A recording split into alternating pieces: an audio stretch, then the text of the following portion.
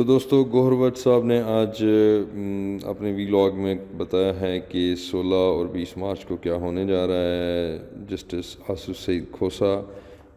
کی ایکسٹینشن کے حوالے سے جو بات میڈم مریم نے کی ہے اپنے ایک جلسے میں، اس کے حوالے سے بات کی گئی ہے. تو شاخانہ سے بچنا کتنا آسان اور کتنا مشکل ہے عمران خان کے لیے، اور پھر ابراج گروپ جو ہے اس کا کیا معاملہ ہے.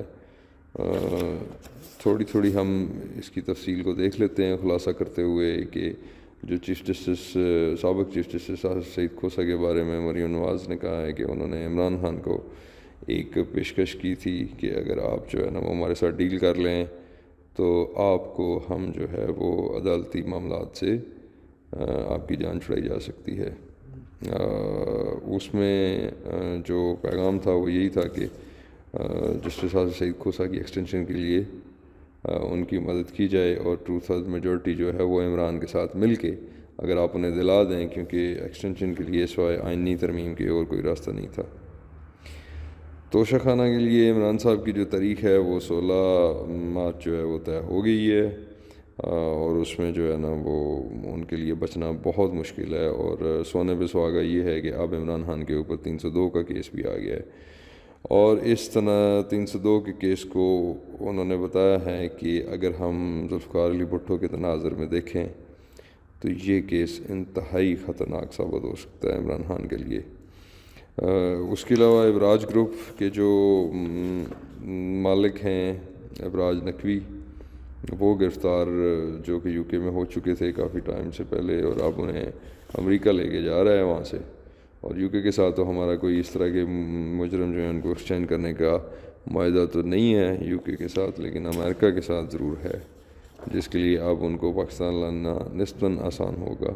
اور جو کہ عمران کے لیے کوئی اچھی خبر نہیں ہے، کیونکہ ان کے اوپر منی لانڈرنگ اور اللیگل مین سے جو پیسے ہیں وہ کمانے کا الزام بھی ہے، اور وہ ایک بہت بڑے عمران خان کے فائنانسر بھی ہیں. عمران خان کے خلاف جو کچھ ہو رہا ہے اس وقت، وہ کم از کم یہ حکومت اکیلی تو نہیں کر سکتی. اس کے لیے سارے جو ادارے ہیں وہ سب ایک پیج پہ ہیں، اسی لیے جو ہے وہ عمران کو اب تھوڑا ٹف ٹائم دینے کا جو ہے نا وہ پروگرام بنا لیا گیا ہے. عمران خان کے پاس وہی پرانی اب گیم رہ گئی ہے جس میں وہ اب ایک اور لاش کے اوپر کھیل رہے ہیں، اور اسی کے اوپر کھیلتے ہوئے وہ عوام سے سپورٹ مانگتے ہیں اور اپنے لیے ایک انسانی ڈھال کو استعمال کرتے ہیں، جن میں بچے، عورتیں اور بوڑھے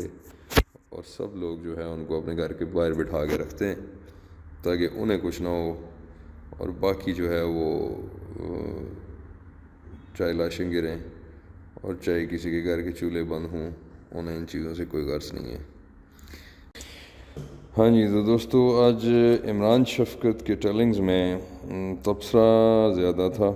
اور خبر جو ہے نا وہ کم. عمران شفقت صاحب نے کافی جو آج کل کی ان نیوز ہیں جس میں سب سے زیادہ جو ہے نا وہ اپنی صفائی مہم جو جاری ہے، جس میں مریم صاحبہ کے نام لینے کے بعد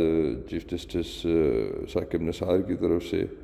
جو صفائی کے بیان آیا، اور اسی طرح جنرل فیض حمید کی طرف سے ایک ٹویٹ کی صورت میں جو ہے وہ اپنی صفائی کے لیے کچھ نہ کچھ کہا گیا. جو بیسک فوکس تھا وہ یہی تھا کہ ہمارے جو حکمران ہیں جب یہ اپنی طاقت کے نشے میں ہوتے ہیں تو اس وقت انہیں شاید یاد نہیں رہتا کہ یہ وقت بھی ایک دن ختم ہونا ہے، اور اس کے بعد انہوں نے اپنی سروس سے ریٹائر بھی ہونا ہے اور عام عوام میں بھی جانا ہے، اور اس وقت ان کی ہوئی غلط کاریاں اور اس کے جو نتائج ہیں وہ اس قوم نے بھی بھگتنے ہیں، اور وہ خود یہ سمجھ لیتے ہیں کہ شاید انہیں خود نہیں بھگتنے پڑیں گے، لیکن یہ ان کی خام خیالی ہوتی ہے. اب ثاقب نثار کی جو ہے وہ ایک آڈیو لیک ہوئی ہے، جس کی وجہ سے ثاقب نثار صاحب سخت پریشان ہیں کہ ان کے جو واٹس ایپ میں نہ جانے کیا کیا ڈیٹا ہوگا، اور وہ اب ان لیک یا ہیک جنہوں نے کیا ہے ان کے ہاتھ لگ چکا ہے، اور کسی بھی وقت وہ عام پاکستانی کے موبائل میں اور ان کے ہاتھوں میں ہوگا. تو اس کے بعد بہت ساری باتیں اور بہت سارے راز جو ہیں وہ لوگوں کو سمجھ آ جائیں گے کہ پروجیکٹ عمران کے لیے اس قوم کو کیا کیا اور کہاں کہاں سے چونا لگایا گیا ہے۔ تو دوستو، آج امداد سمرو صاحب نے اپنے وی لاگ میں جو بتایا ہے، اس میں انہوں نے بھی اظہار یہی کیا ہے کہ اس ملک کے لیے کوئی امید کی کرن نظر نہیں آ رہی، کیونکہ جس طرف ہمارے ملک کے حالات جا رہے ہیں ان کی وجہ سے اب ہمارے ملک کے باخبر اور بااثر حلقوں میں مارشل لاء کی باتیں شروع ہو چکی ہیں۔ یہ باتیں پہلے بھی ہو رہی تھیں فرام سم ٹائم، لیکن اب ان کا جو دائرہ ہے وہ ذرا وسیع ہو چکا ہے، اور اس کی سب سے بڑی وجہ جو ہے کہ جب سے عمران خان نے اسمبلیاں توڑی ہیں اور اس کے بعد سے اس ملک میں جو حالات پیدا ہوئے ہیں، جس امید سے انہوں نے توڑی تھیں وہ تو یہی تھی کہ ہم الیکشن کی طرف چلے جائیں گے، لیکن اب اگر الیکشن ہو بھی گئے تو تب بھی انتشار ہے، اور نہ بھی ہوئے تو تب بھی انتشار ہے، اور اس انتشار کو جو ہے وہ جو حالات ہیں پاکستان کے وہ یہی بتاتے ہیں کہ اس سے بہت کم انتشار میں بھی اس ملک میں مارشل لاء لگے ہیں، اور یہ جو وقت ہے، جو اس وقت جو مختلف اداروں کے درمیان جو سٹیل میٹ کی سچویشن پیدا ہو چکی ہے، اس میں فوج کا جو نیوٹرل ہونا ہے وہ اب کتنی دیر نیوٹرل رہ سکتا ہے، اس پہ بہت بڑا سوالیہ نشان ہے۔ اور آج عمران خان نے پھر ریلی کا جو ہے وہ ارادہ کیا ہوا ہے، اب دیکھیں حکومت اس ریلی کو نکالنے دیتی ہے یا نہیں، لیکن جہاں تک الیکشنوں کا سوال ہے، نواز شریف نے بھی یہ کہہ دیا ہے کہ اب الیکشن کی تیاری شروع کی جائے، کیونکہ الیکشن تو ہونے ہیں، لیکن عدلیہ نے جو ہے وہ آروز دینے سے انکار کر دیا ہے، لاہور ہائی کورٹ نے۔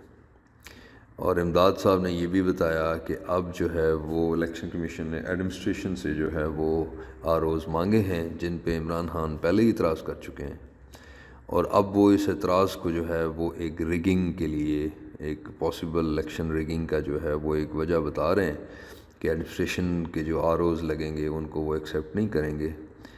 تو اس کے نتیجے میں جو الیکشن بھی ہوں گے، ان الیکشنوں سے کیا اچھائی جو ہے وہ برآمد ہوگی، وہ تو اب پہلے ہی متنازع ہو چکے ہیں۔ تو ان حالات میں اگر الیکشن ہوتے ہیں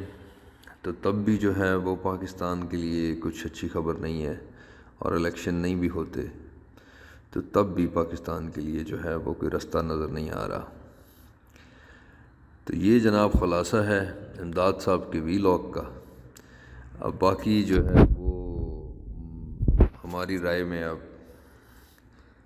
یہ جو مایوسی کے حالات ہیں، اس میں دعا ہی کی جا سکتی ہے کہ اللہ ہمیں ان حالات سے جو ہے وہ باہر نکالے، کیونکہ امید کی کرن تو کوئی نظر نہیں آ رہی،